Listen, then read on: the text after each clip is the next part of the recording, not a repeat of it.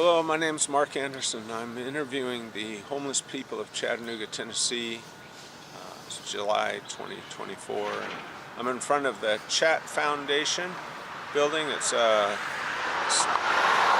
provide daily meals and social workers and a thrift store, things like that for the homeless people. And I've just met Smitty, and he's going to tell us about his story and in his own words, so that the people of Chattanooga can get to know some of these people we see on the streets every day. Hi, Smitty. Good to meet you. Good to meet you. When was the last time you had a permanent place to live? Say over a year. Actually, it was just over a year, maybe a year and a half. Year and a half. Yeah. So you've been homeless about a year and a half.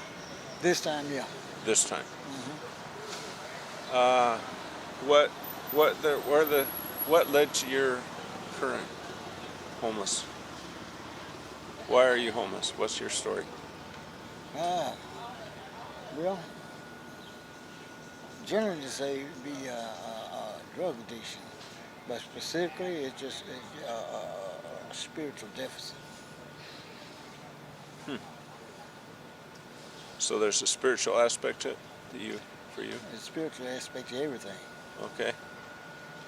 And tell me more. In regards to? Pardon? In regards to specifically what? Oh, okay. Well, you said there's drug use, substance things in the past, and then there's a spiritual dimension to all this. So a deficit, spiritual deficit, just not being close to God. Or... Exactly. See, and it's not a rocket science. It explains itself. Okay. Drug addiction. Of course, most anybody generally would know or realize that it's a lack of faith, and it's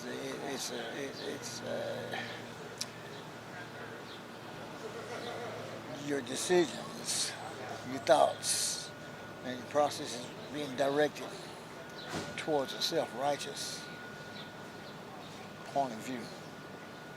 So, on your spirituality, Chattanooga is a very religious city. Did you grow up in a religious home, a Christian home? I sure did. Okay. I sure did. And it really doesn't too much matter just what kind of home you grew up in. Because a lot of times by not being in a religious home or not having a present-day father, present-day mother, whatever. Yeah. I mean, if you were in an orphanage, a lot of times a situation will produce some great people, great characteristics, great personalities. So it's not so much as that of what you grew up with. Sometimes it's what you grew up without. Huh. Interesting. Yeah. Because it depends on what you do with what you were given. Exactly. Because like my growing up was the understanding that I was going to attend church every Sunday, unless I was old enough to obtain a job and to be working on Sundays. Mother and father were fairly well religiously based, and even then, so I had a good life, or it seemed to be, in comparison to everybody else. But in my own self, like I said, there's a self-righteousness that you have to deal with. I had a good life. I had nice clothes. I had some pretty good things that some other kids might not have had, but they were real close. But there was a standout edge that showed me that I had a lot of things. But eventually that edge showed up into a self-righteous attitude that trained me into an attitude where it's an I, me, when I do this, what I want to look like, and that's not complete. In life, that's not complete, because see, that I, me, what I want, it's lacking in spirituality, but it's rich in self-righteousness. You know, my view of spirituality is just what you're saying, that if I understanding you right, there's a way of having God in your life that's not based on self-righteousness or self-ego, that it's a relationship, but if it turns into all about I and me Yeah. and how great I am, I don't know if I'm I need this to be in your words so that I'm not preaching. It's your message, your story, not mine. But as a discussion, you know, there's so many religious people in this city that I don't know what to make of it sometimes. And here you are homeless and you've got this, what I would think is a beautiful view of spirituality. Well, what I have is a very profound spiritual lesson. Okay. Because I've received this understanding through times that I've been out here, sleeping in the cold, walking around all weekend in the rain,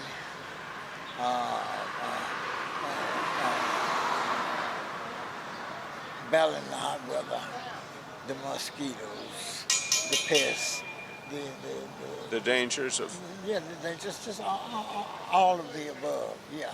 So that came down to this profound lesson that I learned in a spiritual sense.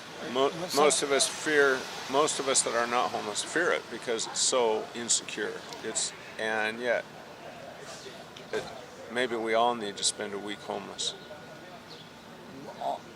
Yeah, well, some people need to spend 2 or 3 days in the belly of a whale. Huh? I hear you. Yeah, I hear you. you feel it? Huh? Okay, well, I feel you. Well, believe it or not, through all your comfort, you could be in that proverbial belly of a whale. Yeah. This is the way I look at this, and this is my understanding, so to speak. This is the way it helps me, and I feel like this way it helps me try to pass it on, because it's really good lessons. I've learned in all things to be thankful. All things. In all things be thankful. In all things, because see, just that right there tells me, and I've learned, if you practice that belief, then what you're going to do is you're going to foster a more profound and more realistic faith in God. And it'll be more, instead of animated, it'll be more illustrated in your life. Thank you. Hey, a few more things just about you. What kind of work have you done in the past, or what's your trade? I'm a double service veteran. Okay. Yeah. And I'm saying that with a serious face. Okay, so make sure you understand what that face is all about. I'm proud of that. A double service veteran. But here I am, living on the sidewalk. So what does that tell you? I don't know.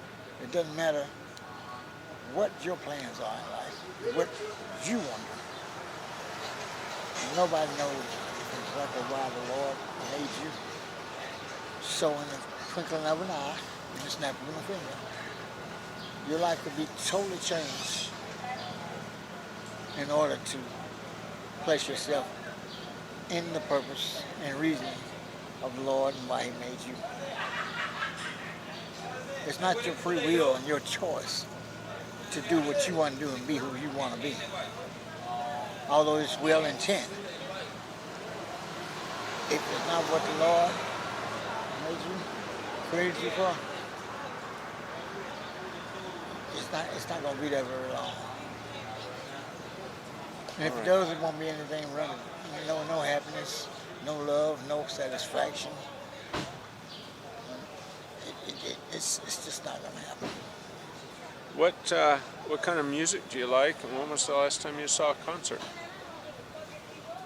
Well, the last time I saw a concert was when it was reasonable enough to buy a ticket. That was a long, long time ago. Ditto. Yeah. But I'm an old school kind of guy, you know. Harold Melvin and the Blue Notes, David Ruffin, you know. Okay. Gonna Walk Away from Love.